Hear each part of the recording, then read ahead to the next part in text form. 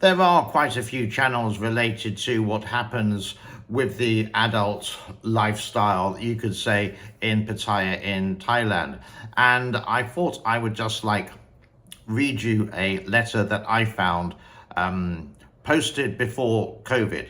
And if you are thinking about retiring in Thailand or Cambodia or Vietnam or the Philippines, it's quite good to hear these stories. Whether they're true or not is beside the point, but do be aware of these wonderful, beautiful young girls who give your attention and say that they will love you within 3 days.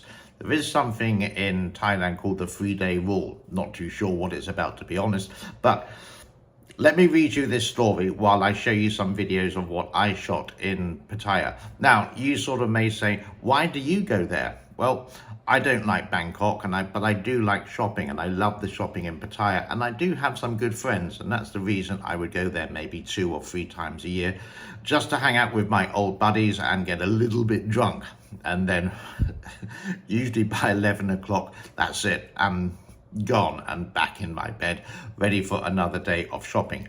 Anyhow, let's hop into it right now. This is from the internet. This is not my story. Day 1, so I'm in Pattaya and I get talking to this bar girl, let's call her Kate, and I buy Kate a few lady drinks and leave alone to get some food, and shortly after I tell Kate I want to hear, and I'll say come back with me, which wasn't my plan originally. I must apologize, I'm just reading this directly and I don't think this guy's original language is English, but regardless of that fact, let's continue. Anyway, I changed my mind and decided to go back for a drink.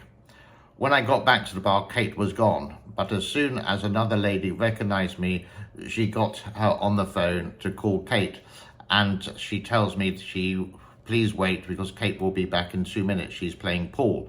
Sure enough, Kate comes back running to me with a big hug 2 minutes later. Fast forward a little bit, and Kate says if I will pay the bar fine, it will be cheaper for us to drink and we can play pool and have some fun elsewhere.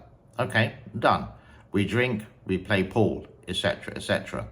Now she's back in my hotel, ready for business, and in my mind, I'm thinking, what's the catch? We haven't talked about money. Surely this isn't free.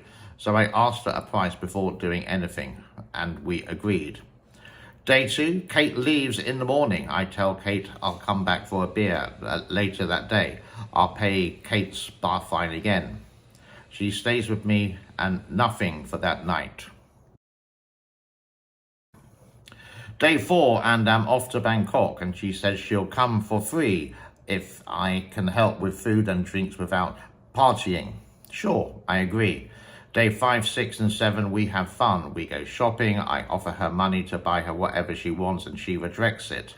I meet her friends one night. I talk to her sister on the phone. She tells me about her past relationships, and she's honest with me about everything. Blah, blah, blah, blah, blah, blah, blah. Now we get up to day 8. She's gone home and I'm somewhere else in Thailand now. Every day she messages me, video calls me, asks me what I'm doing, tells me she's been with customers, possibly not all the time, but openly tells me as it was. Tells me to have fun with other girls, but prefer if I didn't. Asks me about that day, tells me that she misses me, tells me if I can stay in her home for nothing. Oh, that's nice. When I come back to Thailand, I don't have to pay to be with her. Kate seems to be keen on me and doesn't want money. She's constantly in contact with me, sending photos and video calls, says that she misses me. Further info, we are both the same age, in our 30s. I'm an average looking guy, clean cuts, dressed smart, casual. She tells me if she gets into a relationship with a man, she'll leave the bar and get another job, like she did with the last serious relationship. Could this girl genuinely be interested in me? What's the catch? I jokingly said she could visit me in my country, and she said she might want to do that next year. Question: could this girl be genuinely interested in me? What's the catch? I jokingly said she could come and visit to my country, and she said she might do that next year. I would never take a relationship with any bar girl seriously. Again, I realize these are ladies of the night. What are your opinions? There are plenty of gentlemen who go to Pattaya to seek their fantasy, and maybe it comes true, but it comes at a price.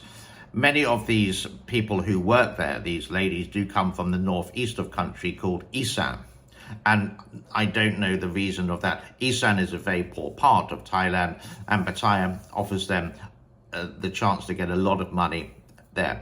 I would say in the old days, a lot of these girls were actually seeking the actual romance and not thinking of the actual job that they're doing, and say one day they may meet a foreigner, or a farang as you say in Thailand, with that. But nowadays it seems to be more about money and sacrificing their soul to get a bit of extra cash, and sometimes they can earn $2, $3, $4, $5,000 a month, and for a poor girl that's a lot of money. A lot of this money will go to the family. Maybe the family knows, maybe they don't, but money is the king in that way, because they may be a poor farmer, let alone earning maybe $2,000, $3,000 per year. And if this girl is getting that per month, they may just zip it up and just have a better lifestyle while this poor girl sacrifices her life.